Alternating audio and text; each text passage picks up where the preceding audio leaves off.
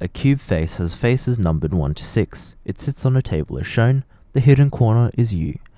Face 3 is opposite face 1, and face 4 is opposite face 2. The cube can be rolled over an edge. If, for example, it is rolled over edge TW, as shown by the arrow, then face 1 will be at the bottom. After rolling, the corners keep their labels in the new positions. The viewer's position stays unchanged. From its starting position, the cube was rolled over edge WV, then rolled over edge SW. Which face was then on the top?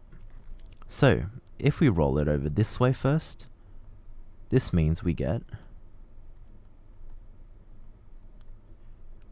1 will still be here.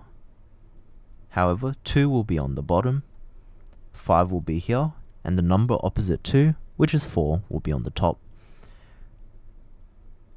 Next, the letters would be W, S, T, P,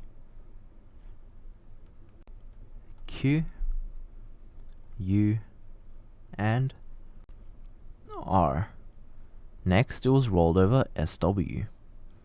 So, 4 would be at the front, and the number opposite 1, which is 3, would be at the top. And so the answer is A.